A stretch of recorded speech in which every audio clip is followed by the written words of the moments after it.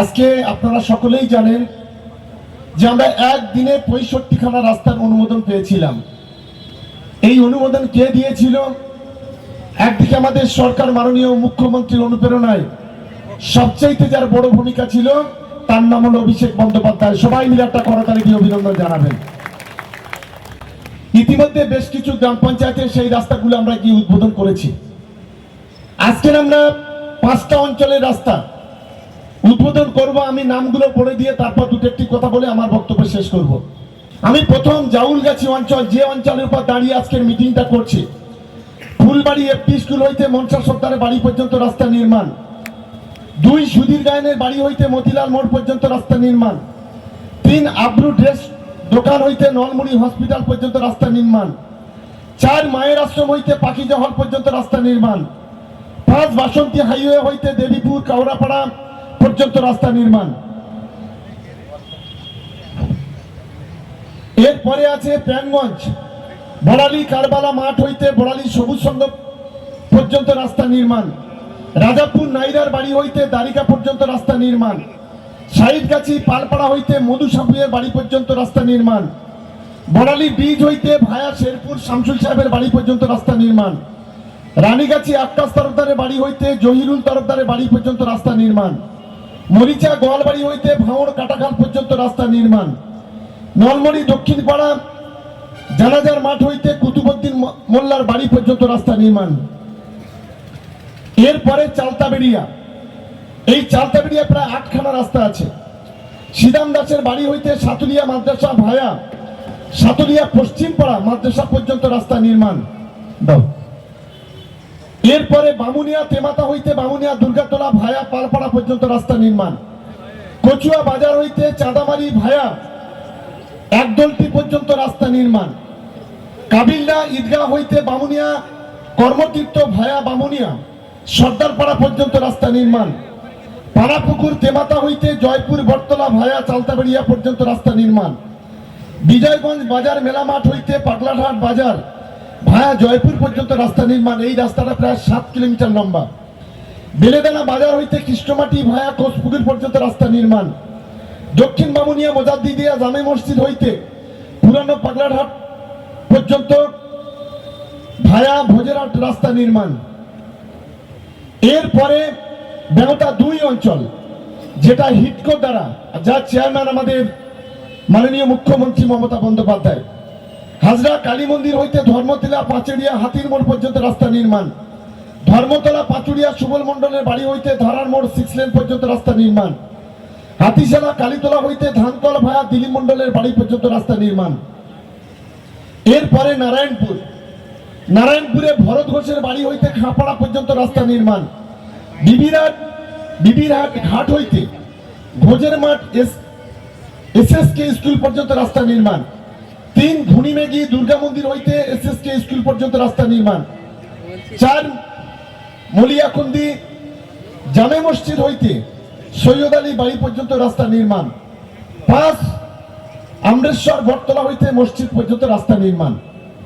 আমরা প্রায় কম বেশি 30খানার উপরে রাস্তা এখানে ঘোষণা করলাম। আজকের আপনারা যারা ভাঙড়ের বাসী, ভাঙড়ের যাদের জন্মস্থান, আমি তাদেরকে শুধু অনুরোধ করব, আজকের ভাঙড়ের উন্নয়ন করতে হচ্ছে তৃণমূল কংগ্রেসের, রাস্তা করতে হবে কাদের? তৃণমূল কংগ্রেসের, ব্রিজ করতে হবে কাদের? তৃণমূল কংগ্রেসের, কালভার্ট করতে হবে কাদের? তৃণমূল কংগ্রেসের, গ্রামে একটা ট্রান্সফরমার পুড়ে গেলে প্রথম ফোন করতে হবে কাদের? তৃণমূল কংগ্রেসের, গরিব মানুষের ঘর দিতে হবে কাদের? তৃণমূল কংগ্রেসের, সামাজিক পরিষেবাগুলো বাড়ি বাড়ি পৌঁছে দেবে কারা? তৃণমূল কংগ্রেস। আর এখানকার যিনি বিধায়ক আছেন, তার শুধু একটা কাজ, 1 মাথায় টুপি দিয়ে মিথ্যা কথা বলা, আর 2 গোটা ভাঙড় জুড়ে বোমা বেঁধে বন্দুক তৈরি করে ভাঙড়কে অস্বীকার করা। এটাই হচ্ছে আমাদের বিরোধী দলের যিনি বিধায়ক আছেন আইএসএফ এর, তার কাজ হলো এইটা। আমি বক্তব্য লম্বা চওড়া করব না। আমি ভাঙড়ের মা বোনেদের ভাইদের কাছে আমি শুধু একটা অনুরোধ করব, আজকে ভাঙড়ের মাটিতে দাঁড়িয়ে ভাঙড়ের মানুষের দীর্ঘদিনের দাবি ছিল চালতাবেড়িয়া, জাগুলগাছি, প্রাণগঞ্জ সহ গোটা ভাঙড়ের যে বিজয়গঞ্জ বাজারের ব্রিজটা তৈরি করতে হবে, কংক্রিট করতে হবে।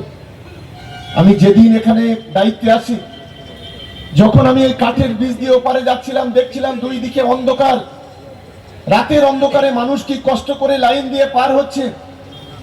সেদিন আজকে বেঁচে নেই, আজ আমাদের শহীদ নেতা রাজ্জাকের কথা আমি কোনোদিন ভুলবো না যতদিন বেঁচে থাকবো। রাজ্জাক সেদিন বলেছিল, দাদা আমাদের এই ব্রিজটাকে কংক্রিট করতে হবে।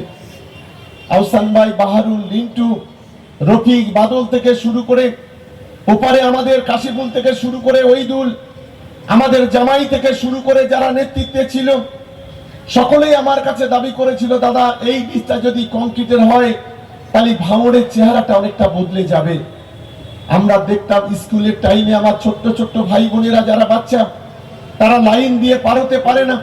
পূজার সময়, ঈদের সময় মানুষ ওপার থেকে আসে, এপার থেকে যায়, কারণ এপারে ভাঙড়ে মহাবিদ্যালয়, এপারে ভাঙড় হাই স্কুল, ভাঙড় হাই মাদ্রাসা, ভাঙড় পুলিশ স্টেশন থেকে শুরু করে ঐতিহাসিক ভাঙড় বাজার, যে বাজারে ফেমাস বিখ্যাত বিখ্যাত দোকান আছে, সেই বাজারে মানুষ যখন আছে তাদের কি কঠিন পরিস্থিতির মধ্যে তাদের আসতে হয়। আমরা প্রথমে লাইটটা লাগিয়ে দিলাম দুই মাথায়, একদিকে রাজ্জাকরা লাইটটা লাগালো, আর একদিকে লাগালো আহসান ভাইরা, বাহাদুররা। মাননীয় মুখ্যমন্ত্রীর কাছে গিয়ে বললাম, দিদি আপনি তো বাংলার অনেক উন্নয়ন করছেন, আপনি তো বাংলার মানুষের মুখে হাসি ফোটাচ্ছেন, আমার একটা দাবি, অন্তত বিজয়গঞ্জ বাজারের ব্রিজটা অন্তত করে দিন। দিদি প্রথম বললো, তুই তো জানিস আমার সরকারের টাকা নেই, কেন্দ্র আমাদের বঞ্চিত করছে, কি করে কি করি বল। আমি বললাম, প্লিজ দিদি একটু অনুরোধ করে বলছি, একটু করে দিন। আমরা আনন্দিত। দিদি তৎকালীন মন্ত্রী পার্থ ভৌমিক ইরিগেশন দপ্তরে ওকে ডেকে বলল, যত তাড়াতাড়ি সম্ভব এই বিজয়গঞ্জের বাজারের ব্রিজটা করে দেওয়ার জন্য যা যা ব্যবস্থা সবকিছু করতে হবে। সবকিছু মমতা বন্দ্যোপাধ্যায়ের অনুপ্রেরণায় হয়েছে। আজকের এই দালাল বিধায়ক লজ্জা করে না ওর, ভাঙড়ের মাটিতে টুপি মাথায় দিয়ে আজ বলে এখানে যা রাস্তা হচ্ছে, ব্রিজ হচ্ছে, আমার জন্য হচ্ছে। আমি অবাক হয়ে যাই। লজ্জা থাকা উচিত। আরে আমি পারিনি, আমি বলবো যে আমি ভাই পাচ্ছি না, সরকার তৃণমূল কংগ্রেসের, আমার করার ক্ষমতা নেই।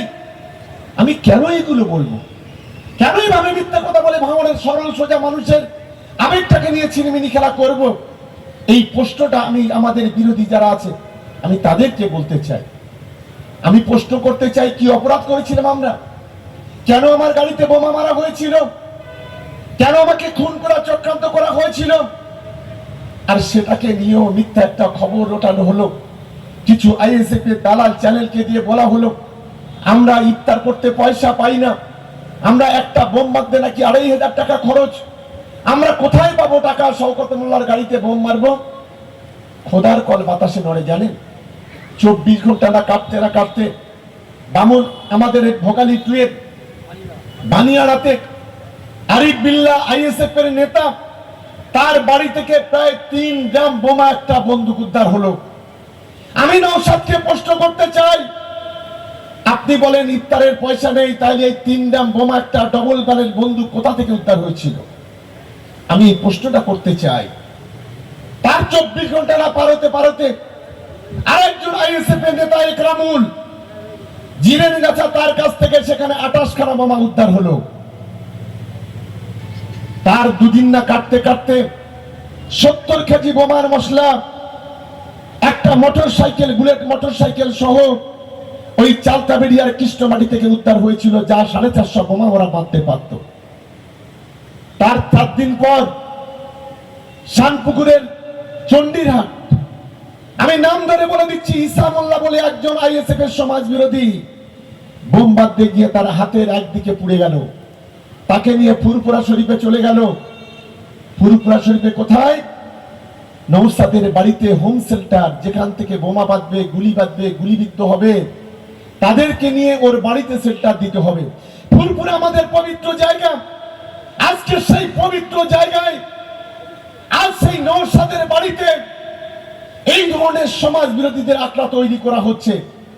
যে যখন ওই পুলিশের সঙ্গে গুলি বিনিময় হয়, ৩টে ছেলে সেদিন খুন হয়েছিল ভোট গণনার দিনে, সেই দিন যারা যারা ইনজুরি হয়েছিল তাদেরকেও আমার কাছে খবর ছিল, সূত্র মারফত জানতে পারলাম তাদেরও নওশাদের বাড়িতে রেখেছিল। ভাবতে পারেন আজকে এখানে কোনো উন্নয়ন নেই, ভাঙড়ের কোনো দায়িত্ব দায়বদ্ধতা নেই।